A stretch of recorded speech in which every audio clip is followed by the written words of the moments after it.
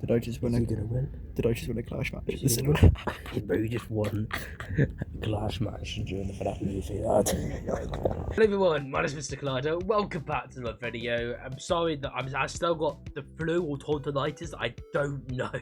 But today, I'm going to give you my thoughts on the Five Nights at Freddy's 2 movie. And just tell you what I generally think of it, and just give you my opinion, basically. Starting off with the actual main movie. You know what? I really liked it, but at the same time, there was some similarity to the first movie, which kind of got a bit tedious. It was kind of like deja vu in a way, but I don't really mind that. In all fairness, I think the movie was really great. It basically was kind of like FNAF 2 in a way, but in the movie style.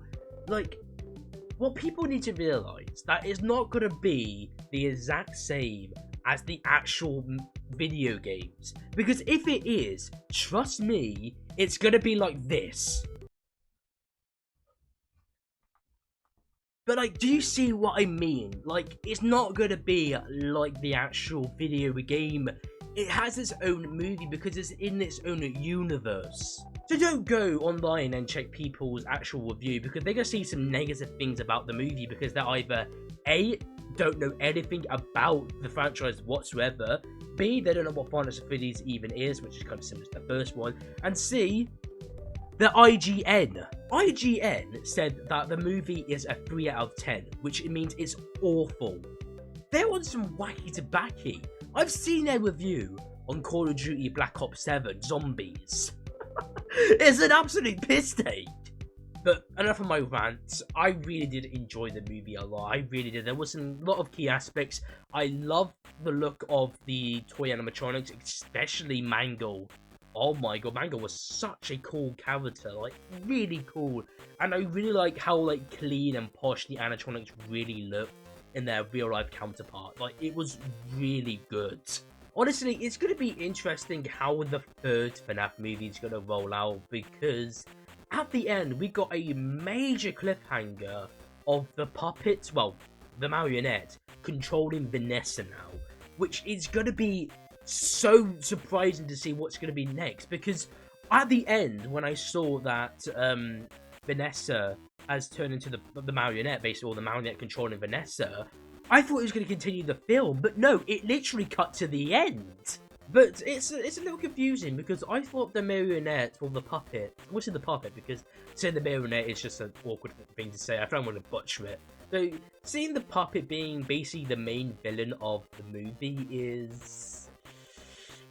it's kind of interesting, I will admit, because normally the puppet is like this innocent person, well, animatronic and person trying to save the others, but instead they're just attacking or using, you know, Abby, for example, to, you know, control them. And it's weird, but I think that really annoyed me about the movie is that it wasn't interesting at the start. Like, I understand for most movies it's not interesting whatsoever at the start, but I would say in the next, like, when there's 40 minutes left of the movie, that's when it gets interesting. When Mike comes to the pizzeria and basically sees the without animatronics, that's when it gets interesting.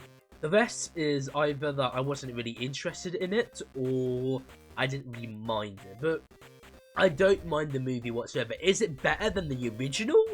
No. But I still think it's really good. And the experience was absolutely amazing. I went with one of my mates and we went to a new cinema that I've never been to called Odin.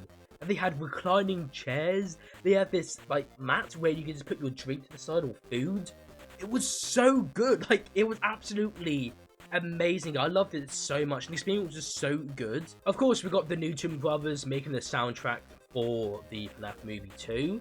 Oh my god, they did not disappoint. They did not just disappoint whatsoever. It was absolutely amazing. They make so much great music for the movie. Like, they really do. And I think my favorite thing about that entire movie is when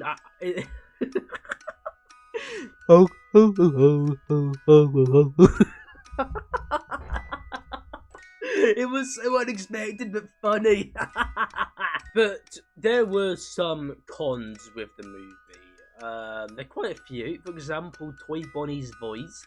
Apparently, Matt Pat does Toy Bonnie's voice. I couldn't hear Matt Pat whatsoever. Like, I don't know if I'm being stupid, but I just didn't hear Matt Pat in the slightest. Another thing was the puppet's movement. Oh my god, it was horrible. I did not like the puppet's movement whatsoever in the it was so, I don't know the word, it was so rough and jaggedy. It was so bad. I hated it so much, especially when Puppet was controlling Abby. It was so poor. I did not like that whatsoever. And lastly, my least favorite thing was, you know, the big cliffhanger at the end. Honestly, I just wish there was more to it, of course, but it is weird because we're going to see Vanessa as the puppet, and of course at the end of the movie, which I will show you at the end of this video, we got SpringTrap returning, and that's going to be a definite fact at the end. So those are my only things: the puppet's movements, something else that I forgot, and the major cliffhanger at the end. Which, you know, I don't like cliffhangers that much, but I understand why. But at the end of the movie, it played "It's Been So Long," which I kind of expected it was gonna do that because, well, it's the second FNAF movie, and they did the first ever FNAF song for the first movie, so it was kind of expected. I kind of knew they were going to do it, but for the third one, I don't know what song they're going to use. I think they are going to use, like, Dynafire? I'm assuming, I think that's the third FNAF song, I don't know. They're going to use that, probably. And for the fourth one, I don't know. I'm praying it's Break My Mind by DA Games, because that'd be so good! Also, at the end of the movie, we got 3 posters that they gave us, which, you know, I can't hate. I love a free poster from the movies. I'm actually collecting, you know, whenever there's a FNAF movie, I collect a poster. Like, if I move my camera, you can see the first one up there already, and in that container on my pillow is the second poster, which I'm going to show you now. So, yeah, I think that was really cool. But yeah, it's a really good movie. The only problem that I do have, like I mentioned before, is Matt Pat's voice. I remembered it now.